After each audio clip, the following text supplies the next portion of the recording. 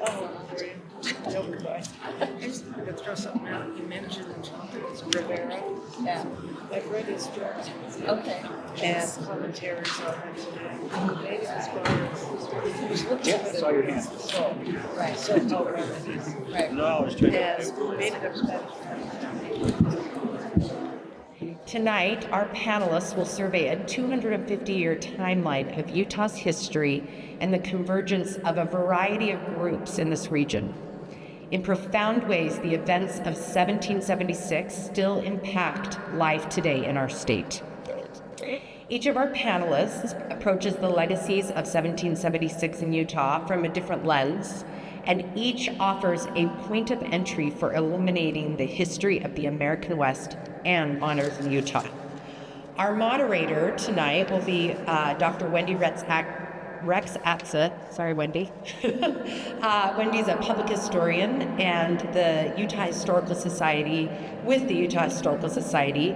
Her background is in Western cultural and environmental history, and she manages the history education programs and resources and was the lead partner and in developing the educational resources for America250, which we'll share a little bit about at the end of the night. Wendy will be moderating the panel, and I will let her introduce the rest of them.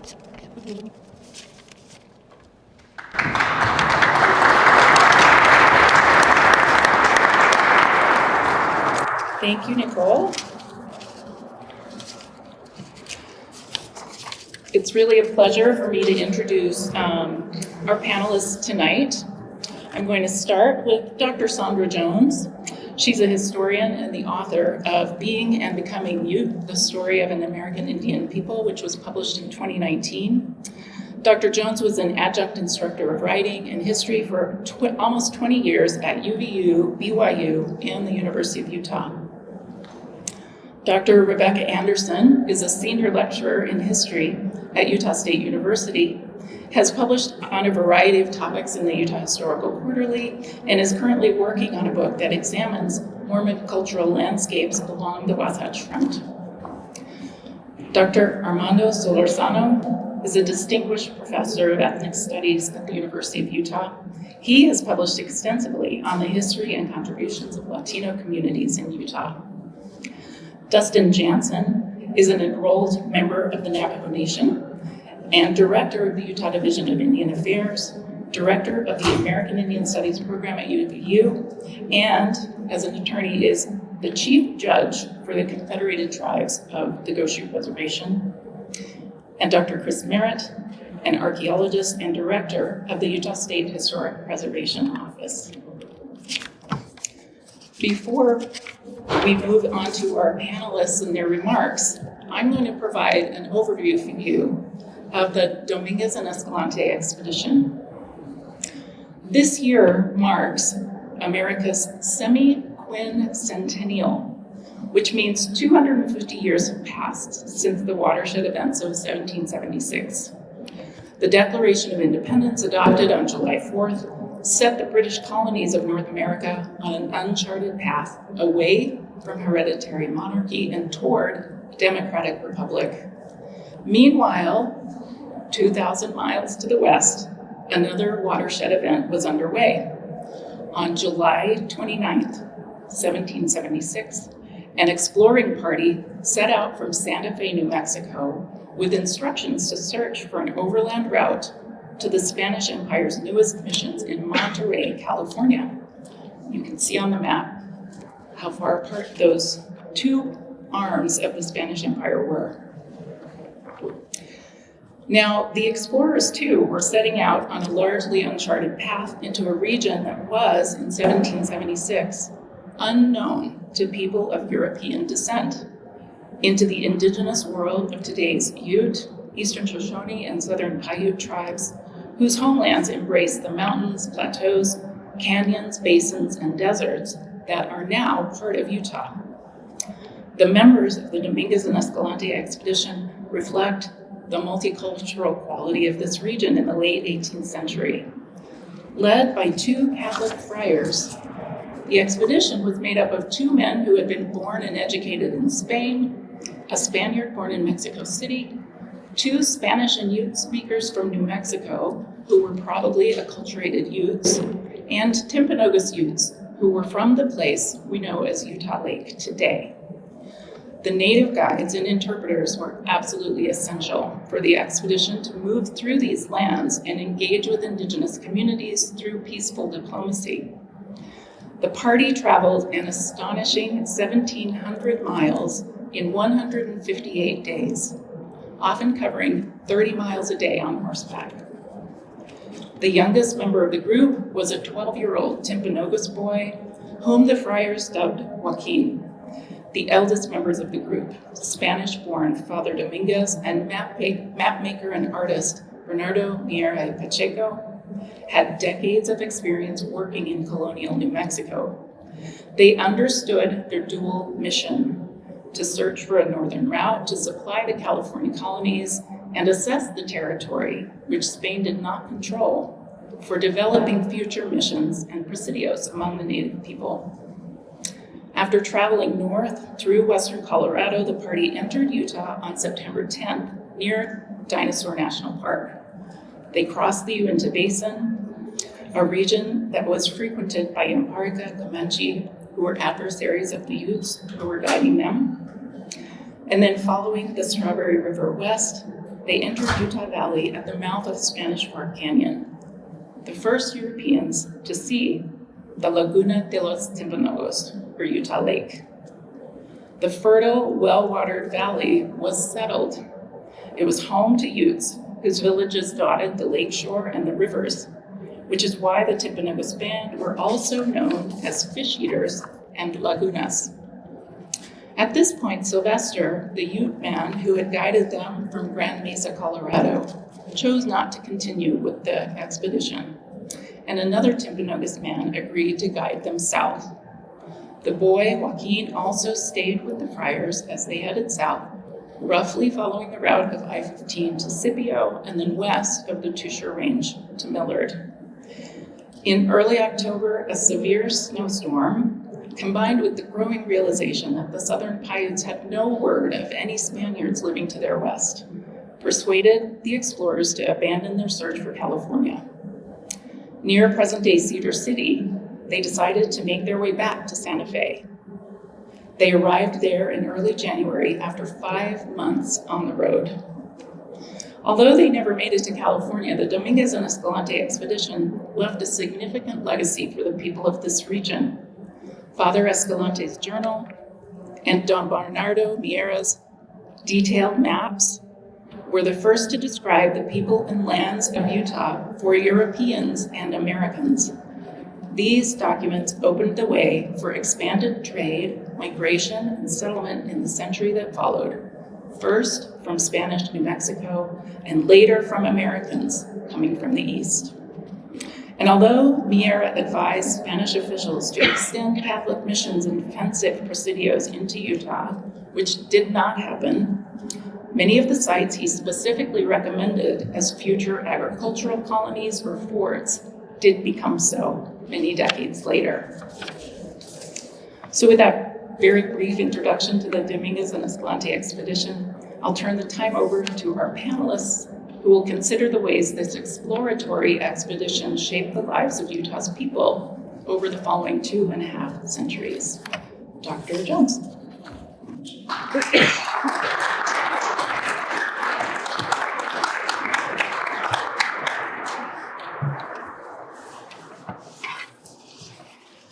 I have a tendency to get distracted and go off on tangents. So I script myself to stick to my allotted time. So, pardon me if I kind of read it. It's to help you guys not get bored. All right. In Dominguez and Escalante, we're seeking a northerly route from Santa Fe to Monterey, California, because of the hostile Yuba Indians and Southern Apaches who had begun to block the southern route down about where Yuma is today. After Laguna guides led them to today's Utah Valley. They hoped to encourage Spanish colonization efforts in the Fertile Valley, an idea welcomed by the Laguna people as potential protection against aggressive Comanche, Pomatsi meaning enemy kinsman, also known to us today as Shoshone, just to the north. They took with them two guides, Andre and Antonio Muñoz, who, as noted, were Genízaros, probably acculturated youths, who traveled with them, probably already illicitly trading with southern youths. They led them as far as the Rivera Cutoff, then continued north with the help of the Laguna Guide. Spanish-Mexican traders would follow the route into Utah, at first led by some of the Genízaro interpreters and guides, Andre and Antonio, who had traveled the route with the explorers to begin with, both Rivera and Dominguez-Escalante. We know that they were going to try to trade with the Indians. They led Escalante and Dominguez, but they were planning on trading with the Indians in the interior where they'd never been before, because they brought in their packs guns and ammunition to trade. They pulled it out when they were warned of the dangers of traveling through the Yamparica Comanche territory, much to Escalante and Dominguez's dismay. Nevertheless, afterwards, of course, these illicit traders began to develop between these slave traders and the Utes. There was a labor shortage in northern Spain. They needed people to work, and so captives were very valuable. As a result of the traders coming in and wanting to trade, the once very weak Utes raided, kidnapped, and sold Paiute women and children to Spanish and Mexican traders. This allowed them to acquire Euro-American weapons, food, tools, and most importantly, horses. As a result of this trade bonanza, the Utes became an aggressive and powerful tribe, completely shifting their external culture and significantly changing intertribal power dynamics in Utah. In 1776, the Timpanogos Ute people were terrified of the Shoshone Comanche because they had horses and guns and they were raiding. Very quickly, they gained the horses and the weapons, and the power balance began to even out. Just a quick note. The immediate impact then of the Dominguez and Escalante exploration was a rapid increase in illicit Spanish trade, explorers coming into markets in Ute land, particularly the western Utes in Utah. This led to increased conflict between tribes. The result of this increased conflict differed based on their experiences and attitudes, as represented both by the individual bands, Paiute, Goshute, Shoshone, Ute, and the Euro-Americans who wanted to settle in their traditional homelands later, their attitude toward the natives.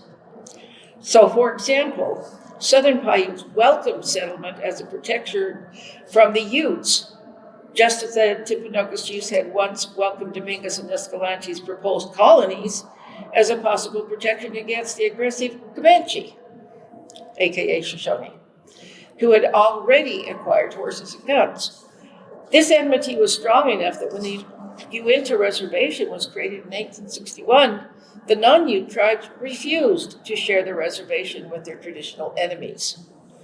On the other hand, some Utes vacillated between trade and friendship with the incoming settlers, and conflict, some of it directly related to an attack on their commerce with the Mexican traders in 1851, making the trade illegal with the Mexican traders, and the appropriation of their traditional resources.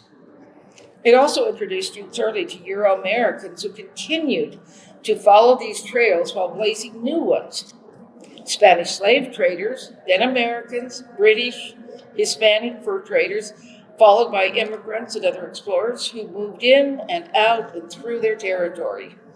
When the Mormon pioneers arrived in 1847, both the Shoshone and the Utes were well acquainted with and carrying on a very prosperous trade with non-Indians. Some spoke Spanish, some spoke English, and they carried British arms, British-made arms. The new fort and settlement in the Great Salt Lake Valley offered a significant new trade opportunity, as did inviting settlers a few years later to settle in St. Pete at Manti. Original districts, note that when the Mormon pioneers, is a little thing that historians are aware of, but most other people are not. Brigham Young's original destination or preferred destination was actually Utah Valley, where there was for the same reason that fur traders and Dominguez-Escalante and other explorers wrote in glowing terms about how wonderful this valley was. They sound like avid real estate speculators, the writers did. And it was good. Brigham Young even brought a dismantled boat so they could go fishing on Utah Lake. They were warned off by being told that the powerful and aggressive Utes would not be happy if they came there. So, wisely, prophetically, Brigham Young came to the Salt Lake Valley, which he'd also read about in Fremont's book, The Explorer's Fremont, and realized, no, this is the right place.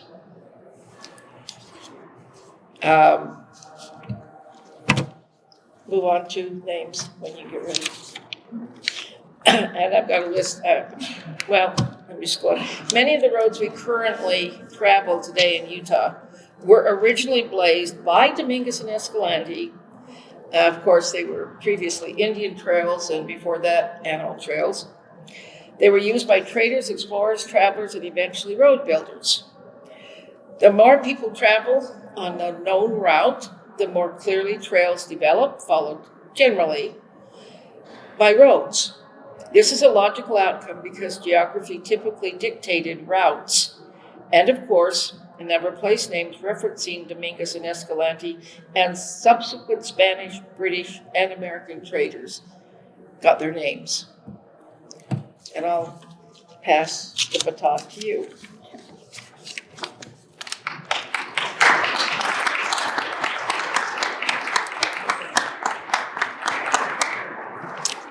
All right. Well, my job on this panel tonight is to connect the dots between a trip that was taken by the friars that we've already heard about in 1776 and the eventual settlement by Mormon pioneers. And to do that, I want to focus on some maps tonight, particularly the one drawn for Dominguez and Escalante by their cartographer, Bernardo de Miera y Pacheco. Short-term causes for the American Revolution that we're celebrating this year can be found in the aftermath of the 7 Years' War, or what was known here as the French and Indian War. In an effort to recover financially from the war, of course we know from our history classes, the Crown attempted to tax American colonies, much to their dislike, and eventual rebellion. Spain's involvement in the 7 Years' War prompted an altogether different response. Spain sought to consolidate its northern frontier through exploration, fortification, and road building.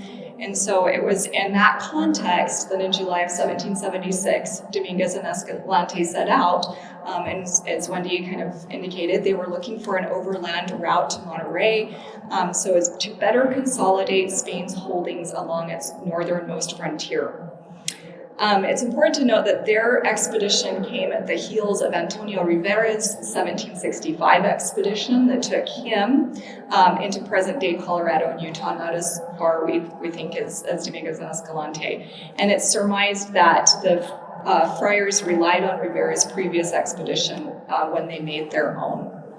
And significantly, the map maker, Bernardo de Miera, and we've got some examples of his maps there, he accompanied the friars on their journey.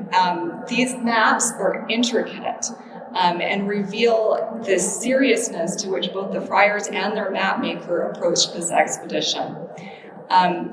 On these maps, Miera records a lot of ethnographic data, spatially lays out the possibility for future Spanish expansion into the region many of us today call home.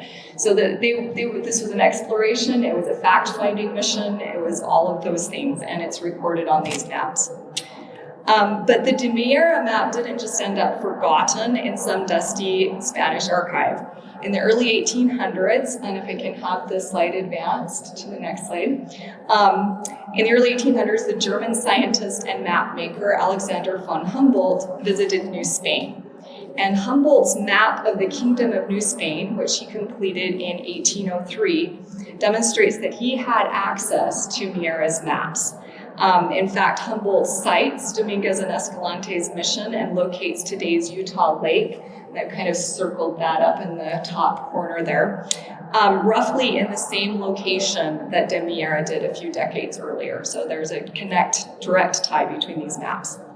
Humboldt gave a copy of his maps to Thomas Jefferson, and then they circulated widely. American map makers like Zebulon Pike relied on Humboldt's maps to create his own. In fact, Pike's failure to cite Humboldt's map led Humboldt to accuse Pike of plagiarizing his maps. He was not happy about that. American map makers through the 1820s and 1830s continued to rely on Humboldt up to and including John C. Fremont, and if you can, yeah, there we go, who carried out several mapping and exploration missions throughout the Intermountain West during the early 1840s. And in honor of Humboldt, and as a way to market his own maps as definitive, Fremont renamed the Buenaventura River to the Humboldt, which is what it is today. And of course, the story does not end there. As he prepared to lead members of the Church of Jesus Christ of Latter-day Saints West, Brigham Young keenly read and studied Fremont's maps and reports. Luckily for Young and other Latter-day Saints, Spanish bureaucrats ignored Dominguez and Escalante's journey and the work of their map maker. And as Ted Warner noted in his edited edition of the Dominguez-Escalante Journal, quote, had the Franciscans been able to return to Utah, missions, pueblos, and a presidio would no doubt have been located there. Spanish customs, institutions, culture, and religion would have been firmly established, and Utah would have become a settled and occupied part of the Spanish Empire in the New World. Utah's history would have been closely intertwined with that of New Mexico, California, and Texas. In the 1840s, when the Mormon leader Brigham Young sought a safe site for the future home of his saints, he may not have considered the Great Basin because it would have already been occupied, settled, and its best lands appropriated by Franciscan missions and Spanish settlers and soldiers. So maps are powerful, and they're inscribed. They're not just places that are on a map. But they're also ways of marking and owning and appropriating resources and people. And with that, I'll turn the time over to our next panelist.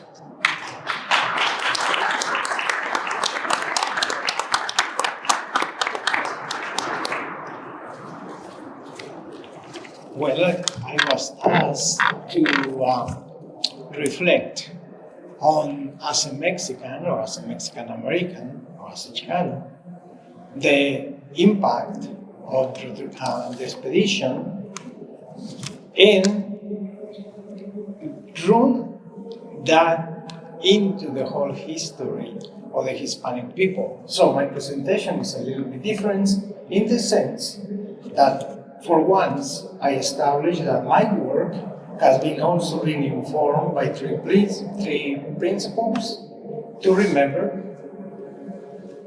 Obviously, Dominguez-Escalante, to celebrate our identity and our culture, and to believe. So we remember because, again, it's part of our identity. To remember is to bring the events alive. And we remember as to the different places we have gone. Because remember is an act of justice. Remember is also an act of healing. We celebrate because through the history of colonization, including Dominguez-Escalante, we have been colonized. We have been defeated, but we have not been destroyed. And I'm talking about as a Mexican American, as a Tlayacanque, as a member of my own group in Mexico, because by the time that Dominguez-Escalante came all the way up north, my tribe, my ancestors, has already been colonized for 200 years ago. So we celebrate because part of our identity is to recognize when there is life, there is a fiesta. When there is life, there is opportunity to continue. And we believe, again, because the future. Yeah, when we think about the Dominguez-Escalante, to me and to us, that's not the beginning of our identity, especially in Utah. The beginning of our identity runs 3,000 years before the coming of the Spaniards, where the Utes and the Aztecs spoke the same language, the Zapotec language. And that historical place of identity is placed on the land. And that's why all the hieroglyph that is in Canyon, Utah, reflects Sinas, the same goddesses that is in the Aztec calendar. And as you can see, our roots are embedded in this territory. And that's, for me, is a big pleasure. And it's an opportunity that I have been looking for so many years to dialogue with my brothers and sisters of the 4 different reservations in the state of Utah. Because at the beginning, we were together. We were one, going through different missions. If we talk about the issue of Dominguez-Escalante, we can see the very first impact to the names of the places that they were coming. The majority of the names was created a new geography, and the majority of the names are Catholic and Christian names. And that is important to us because those names were changed lately after 1847. And that is important to us, again, because it changed the geography. We will not be able to recognize some places. So when you change the places, based on the value of Mother Earth and the land, when you change that, change your identity. And when you change identity, there is not that possibility of coming together as people. Certainly, another impact of the Dominguez and Escalante expedition was Catholicism or Christianity. Many indigenous people in the region were baptized. Then the Dominguez-Escalante reinforced, because there were no new colonizers. They reinforced the value that they had already gone to New Spain, to Colorado, and to other areas. So what happened in the state of Utah, the different forms of Catholicism or Christianity emerge. We can have the penitentes, we can have the Mexican Catholics, we can have the Spaniard Catholics. At the end of the story, we have right now in the state of Utah, where 85% of all Latinos, Hispanics, or Chicanos, or Mexican Americans, whatever the name you prefer, are Catholics. So if we continue that, for me, a fundamental date is 1847 that is displayed in the drawings. In 1847, this territory was Mexico, right? And again, when you see that this territory became annexed to the United States was in 1848. So that opened the field to reconsider a new way of looking at history, a new way of asking, who are the immigrants here? This was Mexico. And of course, if some Spaniards are listening to me, they say, no, it was not Mexico, it was Spain. And as some members of different indigenous groups here, I say, no, it's not Spain. It was Indian territory. What I'm claiming is that Utah, the land, motherland, Mama Pacha, however you want to call it, this land doesn't belong to anybody. It belongs to all of us. So again, in that sense of changing names, right? Or when Utah was annexed to Mexicans, we were denied the right to be recognized as Mexicans. Brigham Young declared that this territory did not belong to Mexico, which for us invited us to a dialogue.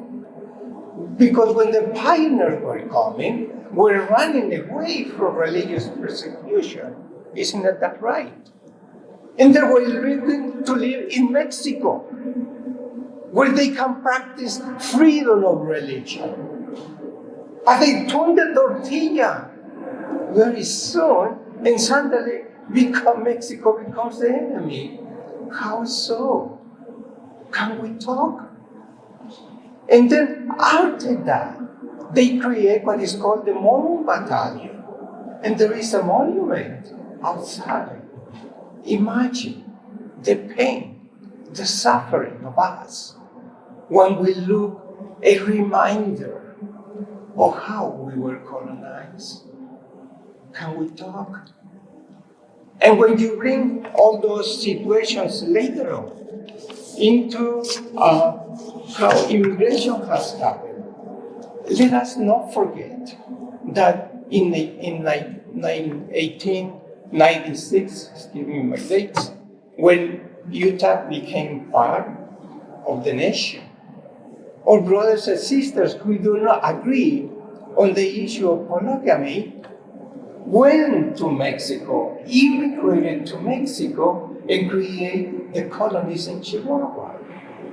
Again, immigration, 1847, 1896. Once they were in Mexico, the revolution in Mexico came, and all our brothers and sisters of the other religions who were in Chihuahua, who were Mexicans, by the way, now cross the United States again and come and live in Monticello, in Moab. My brothers and sisters, we have more in common. We are all one. And in our communities, what is worrying us, bringing all those echoes of Dominguez-Escalante today, and bringing our history alive. We do remember that in 1532, when the Spanish colonizers, they believed that we indigenous people, Tlayacanques, Mexicans, were not human. It was in 1536 when King Elizabeth wrote this declaration, yes, indigenous people are human for one reason. They have the capacity to think. They are rational human beings. In that point, bring me to the present situation of the state of education in Utah. And above all, the whole issue of artificial intelligence. Because they are dehumanizing again. We are going to live in an area where machines think like humans and humans look like machines. It's dehumanizing what we have achieved for 500 years. We have artificial intelligence for artificial people, for artificial society. And that denies our capacity to be human beings. or capacity to think, or like in my Triacanque community, and my brothers and sisters or other indigenous communities here, or capacity to dream. To dream in the physical and in the spiritual way. To dream in the possibilities of new societies where everybody is included. Because if we not survive, all of us, we are going to face the same destiny. Our biggest preoccupation, at least for some segments of Mexican Americans, Latino, Hispanic, Chicano, Chicanas, our biggest concern is what we have done to the Great Salt Lake. We destroyed it. And there was a point of reference for Aztec people. What worries us is that we are admitting the deposit of nuclear waste in our holy land, in the sacred land of the Aztec people, in the sacred land of the Utes, in the sacred lands of our LDS brothers and sisters who declare this state to be Zion, the city of God on earth.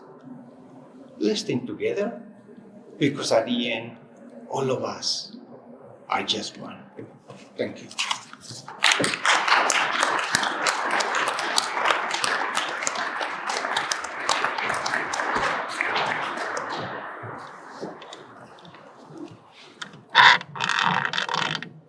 Maybe it doesn't want to scoot up. Well, hello, my name's Dustin Jansen. I don't know if there's any Navajos out there, but if there are, Don, Nishinigi, Kinchin, Billigana, Bashishino, Unagani, Gashichero, Billigana, Gashino, Nakutaga, Nishin. I'm Navajo, and I've been up in Utah for quite a few years now. I'm originally from New Mexico on the Navajo Reservation Park. And today in Utah, there are 8 federally recognized tribal nations. There's the Ute tribe, the Navajo tribe, the Ute Mountain Ute tribe down south, the San Juan Southern Paiute, the Paiute Indian tribes of Utah, the Northwestern Band of Shoshone, which is up north of here, and the Confederate Tribes of Goshen Reservation in the Skull Valley Goshen. And since, I think 1776, their lifestyle has changed dramatically a bit. I changed my remarks a lot before we all started. I was just in the back, just tapping away and looking at stuff. Although my undergrad was in history, I ended up going to law school and working in law and government. So I refocused my remarks in that direction. I read quite a bit of Native activists' writings, especially from the 60s and 70s. I just think it's cool. I thought there was a lot of smart people during the civil rights era, during the Chicano movement, during the American Indian movement, and I just really enjoyed reading their words. In the 1990s, there was a woman named Wilma Mankiller, and Wilma Mankiller was the first female president of the Cherokee Nation in the early 1990s. She started as a vice president, but the president had some health issues, and so she stepped up, finished his term, and then ran another term, and then went on to be a public speaker. She said something in a lot of her writings, what she says is public perception creates public policy. How you see people determines how you treat people. If you think someone is nice and kind and fun to be around, you're going to treat them like a nice, kind, fun to be around person. If you see somebody as dangerous, as scary, you're going to treat them as someone dangerous and scary.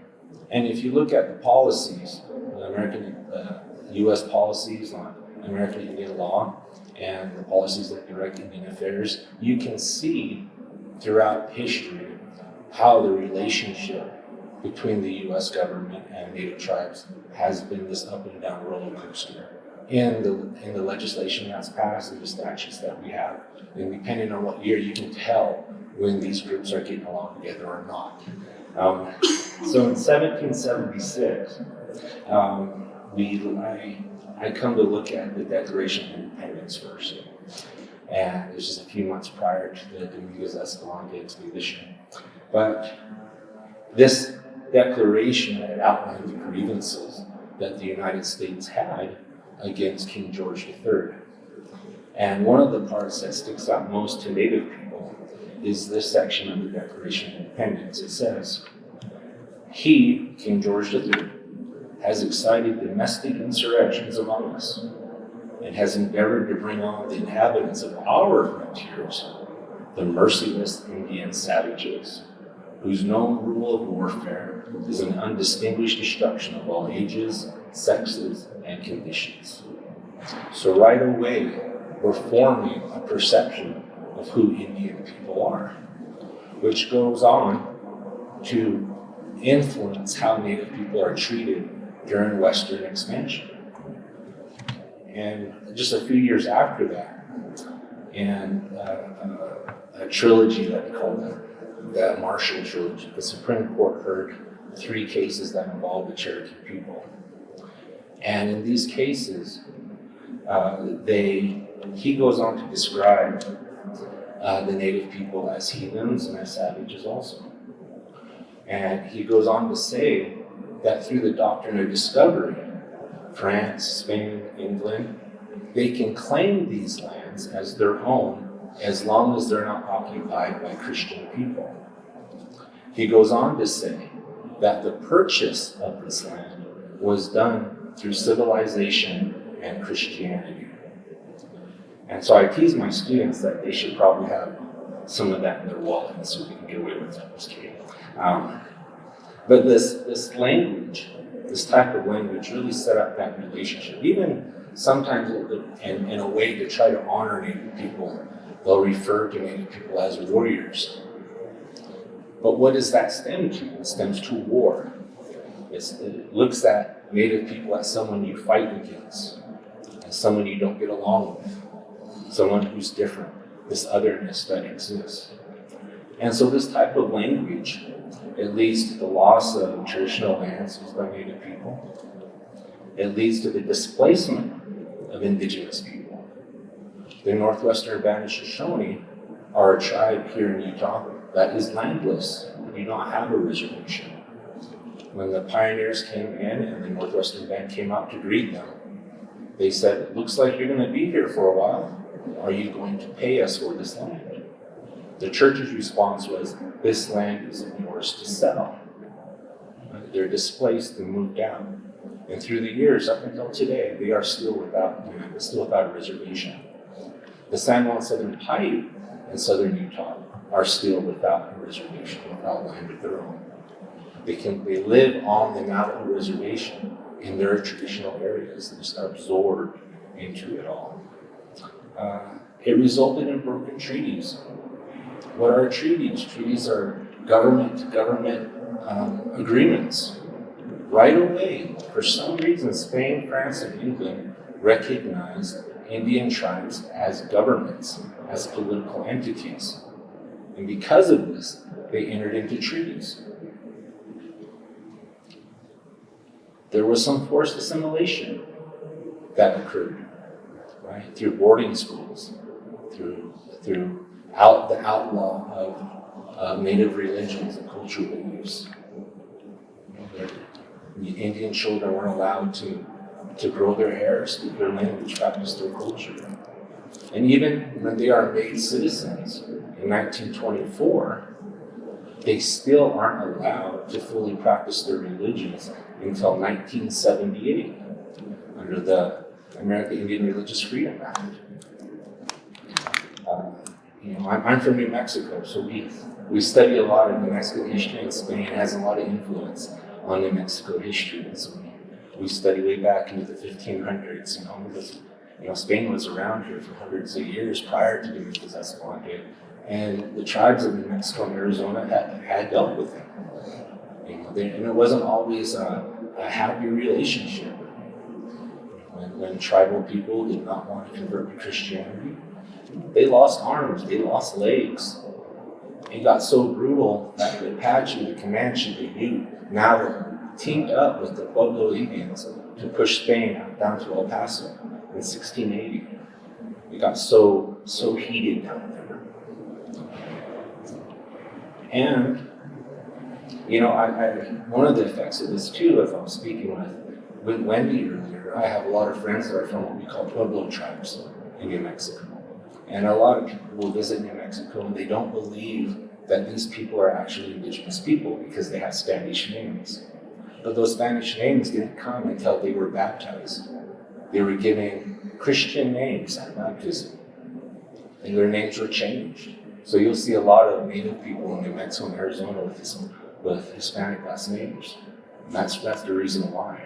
So they're losing a bit of who they are, even in the names and the power of names. And there was an increased conflict between tribal nations and federal or state governments as time went on.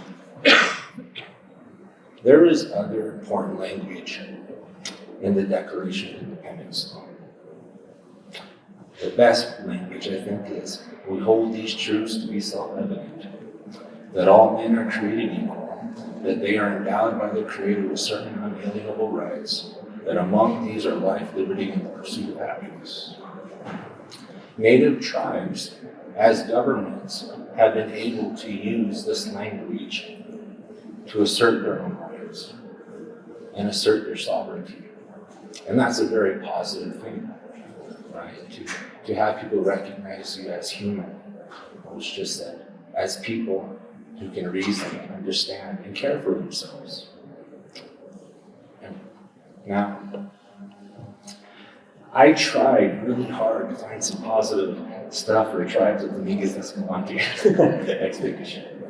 And you know, because there was a lot of stuff that went down. There's the same things, the displacement of Native people. It disrupted tribal alliances and created new wars. New diseases come in. There's a shift in indigenous demographics where people are located, where they claim traditional lands. And you know that it was kind of dark for me to look over it. But I found a website that had a lot of the journals published from Dominguez-Escalante.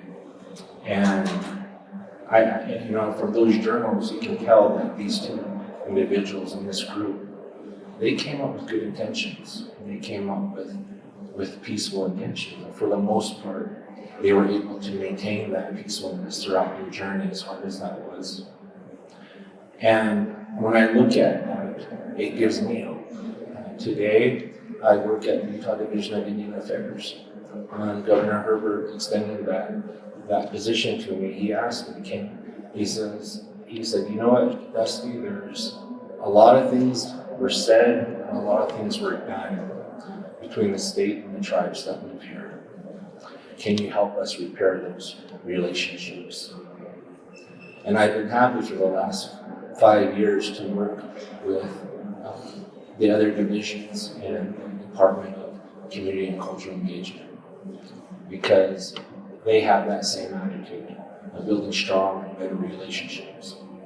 That Dominguez-Escalante expedition, although it opened the doors to westward expansion and more people passing through these areas and a loss for a lot of Native people, it still showed people that you can travel and meet people and be positive and have peace and have good words and good thoughts between each other.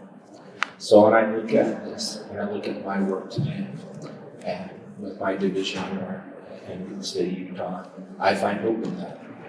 I find hope that we can get along as much as our differences are, that we can find things in common, that we can acknowledge a past that probably wasn't beautiful, but if we get along now, we can make a future more beautiful. And so I'm very appreciative of the words that were shared, that are going to be shared, and I look forward to your questions that you have. Thank you.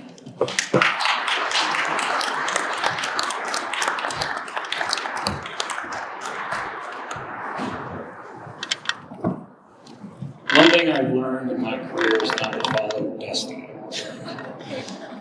So thanks everybody for coming tonight. So I'm going to kind of try to take a step back. So I'm an archaeologist. I run the State Historic Preservation Office. And one of my mandated jobs is finding ways to connect our state's history to everybody that lives here now, in the past, and in the future. And so my contribution tonight is not to go down into the world of all my fellow nerds up here with the Dominguez-Escalante expedition, but to think about trails. Why are we fascinated with the Dominguez-Escalante Trail 250 years after they accomplished this?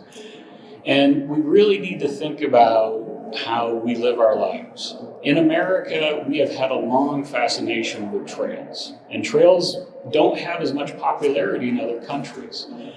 And you look at the trails that brought people across this continent, we've memorialized those. In 1978, Congress passed the National Historic Trails Amendment to the National Trails Act, which was the first congressional recognition that historic trails, paths of human movement, are a fundamental part of Americans' history. But why do we care? I've worked a lot with my career with people that we call rut nuts, people that love historic trails and just go visit them all summer. On the other side, we have people that are railroad foamers because they get so excited they foam at the mouth. These people are fascinated with these linear stories. And it's such an important piece of American history because these trails are uniquely American. When we look at Utah, archaeologically, the oldest known site in the state of Utah today is 12,876 years old, give or take a couple years. We're talking tonight with 250 years of our country and 250 years of the Dominguez-Escalante. So that means there was roughly 12,750 years without that story. But why are we so fascinated with these? To me, it is a vehicle of which everyone, not just historians that have well steeped with 30, 40 years of education, but every single person can somehow connect to the story of the land we now are in, the land we are traveling through, the land that we used to live. We can now travel it in a half-ton Conestoga wagon with air conditioning and satellite radio, and we can visit those same places that someone coming across the Oregon Trail in the 1850s would have seen, and find a way to connect across that huge gap of time to somebody who lived a unique life. Trails are unique because each of us that visit them put ourselves in the place of the traveler. I did a lot of work for America250 and Utah America250, tracing the path of Dominguez-Escalante. And I've spent a lot of time traveling the state of Utah. And I'm like, oh, that must have been a brutal day, going over Strawberry Ridge between Diamond Fork Canyon and where Strawberry Reservoir is. Like, that's just brutal. And then you read the story of how he busted his knee while he went over that hill and still made 28 miles that day. It makes this history personal, and that's what makes history valuable. And as an archaeologist, I love to find ways to connect myself to that physical place, and I think trails do that. We can now go drive across the bleak wasteland of Wyoming and see all of these paths. And we see that in the recognition of Congress of Utah's 4 nationally historic trails. The Mormon Pioneer Historic Trail, recognizing those folks that came in 1847. The Hastings Cutoff alternate of the California Trail, recognizing that ill-fated Donner Party, who are having not so great a time a few hundred years ago right now up in the Sierras. The Pony Express Trail of 1861. And then the Old Spanish Trail. But Congress has not yet recognized the Dominguez-Escalante route because when Congress enacted it, it was meant to be opening a corridor of travel used for a long period. And they have never thought Dominguez-Escalante's route did that. When in reality, it set forth a lot of what became known as the Old Spanish Trail, which then became the path of the California Trail and its branches, and et cetera, et cetera. And we can see all these physical places across the state of Utah today. So as we fast forward to celebrating our nation's 250th anniversary, what are the power of trails? Some people see this as a path. There's a beginning and an end, much like life. And everybody who traversed these historic trails, including the fathers and the people they contacted, were transformed by that trail. When we look at our nation's history, each one of these trails, each one of these individuals are now part of the tapestry that became our country, both with the good and with the bad. You cannot have a life path without having wins and losses. And the same is when we look at the Dominguez-Escalante route and all of Utah's historic trails in our nation. There's lots of great things, lots of not great things. But that is our communal story here in Utah and in the United States. So thank you guys.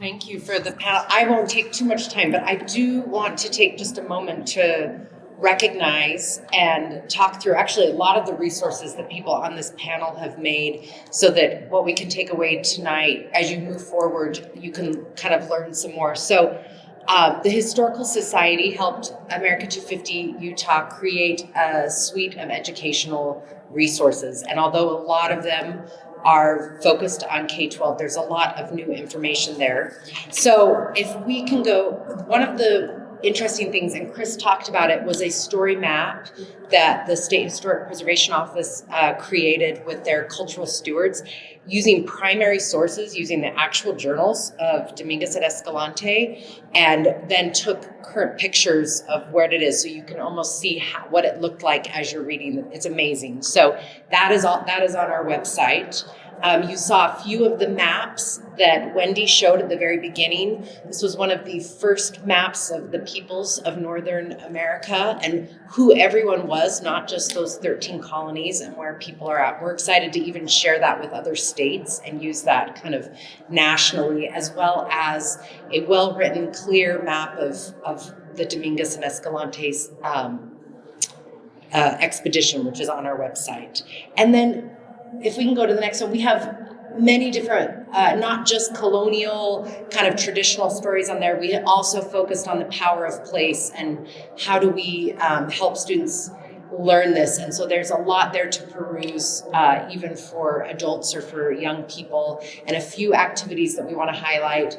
One of them is our, so there's the story map, great, we'll keep going. And then our flat explorers, we have a few copies back there if you would like some. So if you would like to go explore the trail at some point or share that with young people as well, you can get out with your flat explorers. And then we also found that there was not the story written accessible for younger people. And so the BYU Arts partnership in collaboration with the Native American Curriculum Initiative also helped kind of put this together. So there's a coloring book and an activity as well that you can find on our website.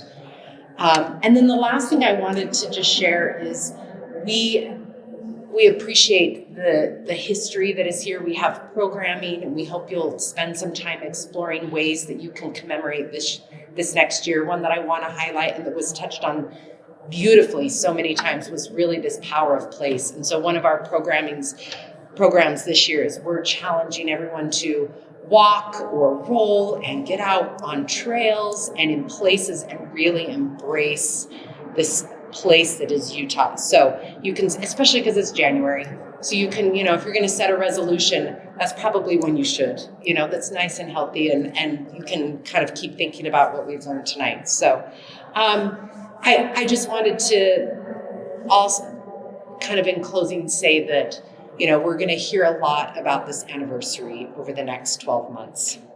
And we're going to think about why we commemorate. And we're going to hear things nationally from the state and even within your community. And just kind of think about that commemoration, it can really invite us to pause, to reflect, to learn about the past and connect it to the present. And so a few kind of questions to consider and think about how we can honor tragedy and loss as well as meaningful change, how we can recognize the contingency and the complexity of the past, and also how we can build on deeper histories and foster a sense of possibility as we look towards the future. So thank you so much for coming tonight. I want to recognize and we want to give a round of applause for the panel, and also the Historical Society and the staff that put this amazing event together. Thank you so much for being here. You can drive safely.